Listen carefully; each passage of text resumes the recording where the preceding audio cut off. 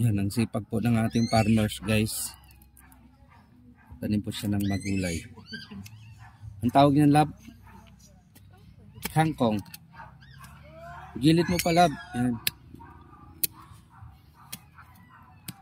Dito kami sa aming munting kubo, guys. Yan. Yun yung aming saingan, guys, oh. Yan. Saingan namin. Hindi po matulog dito sa tanghali. Dito, ano naman para may magulay.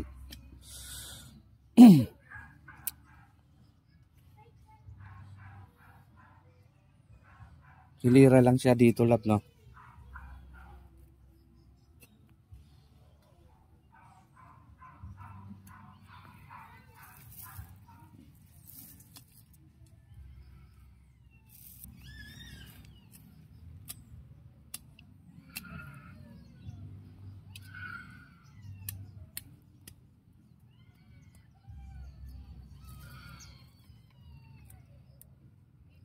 Tatlo nga eh. Sige, bahala ka.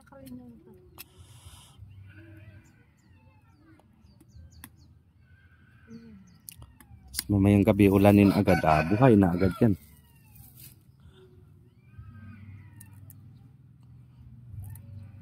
Taba pa naman lupa dyan kasi dating may ano dito eh. Ilaga naming mga manok.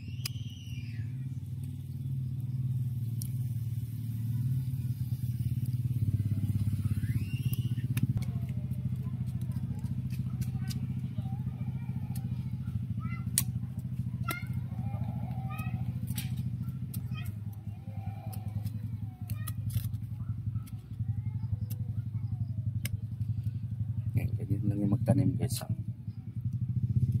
Ganyan lang.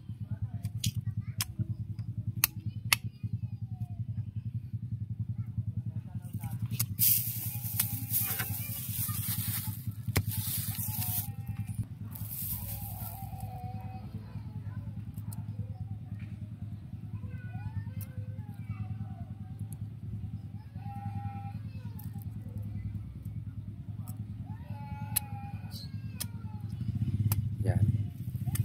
Sardinas na lang kulang nito, guys. May maano na tayo. May maluto na tayo. Yun, oh. Yan. Ito yung masarap lagyan ng sardinas. Ito, guys. Anong tawag dito sa Tagalog, lab? Alugbati. Alokbati? Alugbati. Alogbati? Alugbati. Ito nga. Alugbati nga. Alogbati nga. Yan. Ito yung masarap lagyan ng ano, sardinas.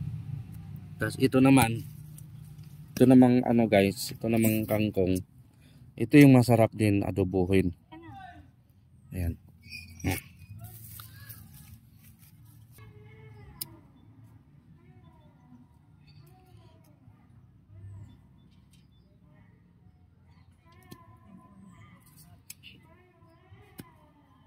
Di ba?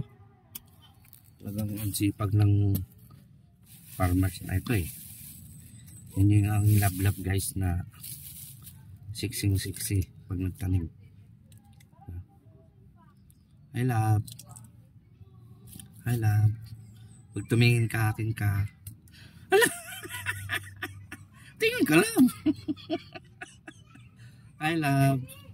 Ako may ano, bulati. Wala anong bulati dyan eh. Bulati, ayan o, lalaki. Wala. Wala makan. Takot ka sa bulati. Gusto mo nga yung bulati. Ibang bulati yan, guys.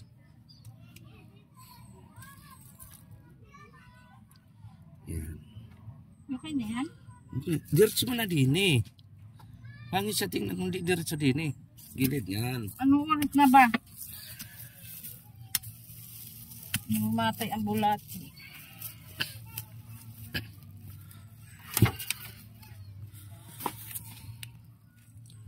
Yan.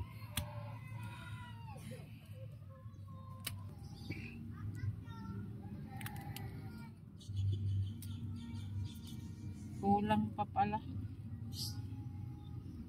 Tanaw ni mong buko. Ano pa isa?